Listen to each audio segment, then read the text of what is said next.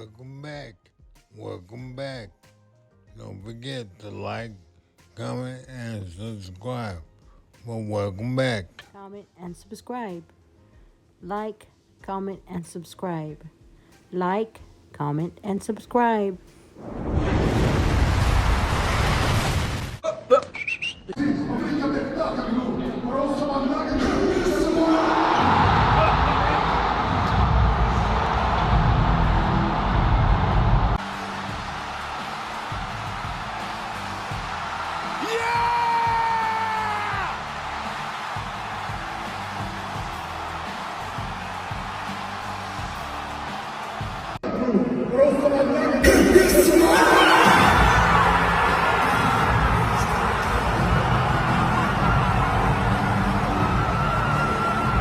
No, by the way, one more thing. Tonight, after all this ass kicking, The Rock is gonna go out in San Diego. I'm a little hungry.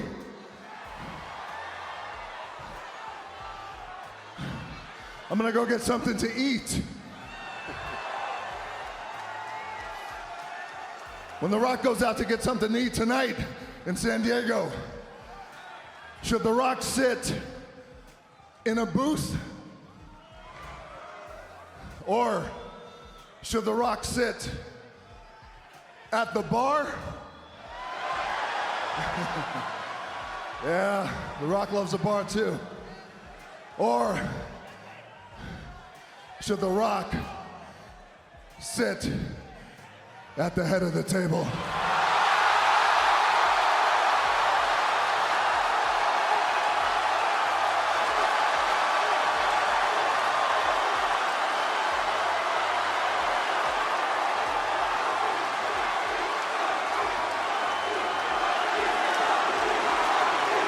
Answer this question. Go. Who is head of the table? Who is head of the table? Without saying any names, you're looking into his eyes right now. So are you confirming that you will challenge Roman Reigns at the next WrestleMania to get that title? I am not confirming that at all. No, I am not.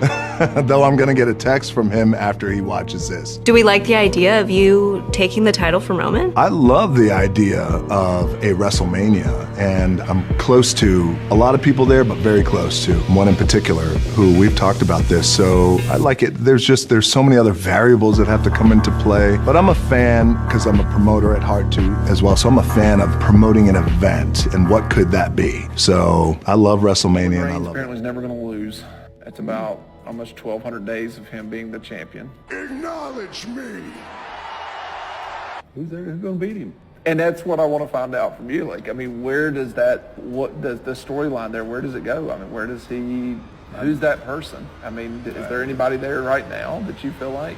Yeah, I do. Acknowledge me. Because I don't see anybody on the outside coming in.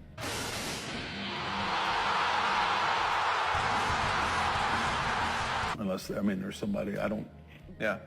A wild slapnuts appears. Double J, Jeff Jarrett. Yeah.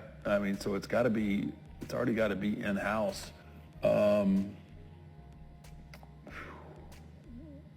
Acknowledge me.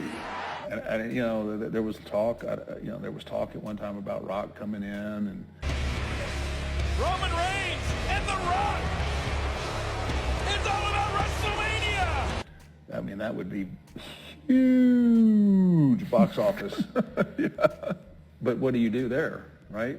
Because you can't make Rock the champ. No, he's not going to run no, he's not going to run a full-time schedule. He's not going to. That's not going to be. So that's a short-term deal. So Acknowledge me. do you put it on Cena, and Cena ends up breaking the record for the most, championships of all time? I mean, because I think he's one away from tying, I believe, or he's already tied with, Flair or something, but. Yeah, I don't know, man. It's going to be hard too with Cena now that the SAG strike is over. Yeah, I don't know. I like, Acknowledge me. Cody's still floating around. I know they had a run. They've already had one run. I think it would have been a mistake to put it on him when at Mania. Yeah, I think that was played right. Acknowledge me. You know, Gunther is out there. I'm really high on him, man. I like the way he works. He's believable. Yeah. But you know, they've booked themselves into what they've booked themselves into. There's got to be a plan. Yeah. Acknowledge me. And I think it's going to be something different, too. I mean, I don't think you can do another Brock and him. Will it sell? Absolutely. I think the fans want to see. We say we want to see something different until we see it. And then you're like, oh, why didn't they put it on Brock? Right? Yeah. Yeah, Brock's always, I mean, Brock's believable. And you get it when, Yeah. I mean, he just is. I think. Acknowledge me. You know, I think back to Warrior versus Hogan, World Championship versus Intercontinental Championship. I wonder if WWE even tries to do another with Rollins and Roman Reigns. Unification? Yeah, the I mean, unification always, type of thing. You know, that just kind of puts them back in the same quandary of having, a double champ. I say dummy. Dummy. Yeah. But again, that's another Great match that would great match headline they had. WrestleMania, and They people were would. part of the Shield together. There's history there. There's they're on the same trajectory in different ways, and that's the great thing about wrestling, man. If you just sit back and enjoy it and quit trying to book it. The fans love booking a match. Oh my gosh, they love booking matches, man. And it's I would like to see what that storyline really is right now, just because I have no clue. I don't want to know. I just watch it now more as a fan. Yeah. And then when I see something that really pisses me off, then I call and bitch about it. But not too often. But yeah, it's got to be a super credible. It's got to be a super credible opponent at this point to be able to beat. And it's going to be. I think it's going to have to be some kind of internal, coup. At your One Dead Man show, I think someone asked a question about the Roman Reigns title run, what your thoughts were, and why will it ever, is it good for business, is it bad for business? And like you said, I mean, those stadiums are still full. If it ain't broke, don't fix it. I mean, right? Because at this point, people are clamoring. All the that's going on, like, oh my God, Roman Reigns wins again. That's just creating more and more heat for Roman. Yeah. Because people are like, who's it going to be? Can you imagine the pop when he loses? It's going to be.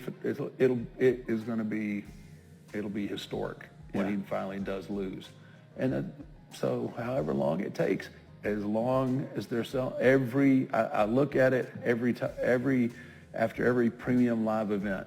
I look at it. Oh, broke the record by this much. Never fails.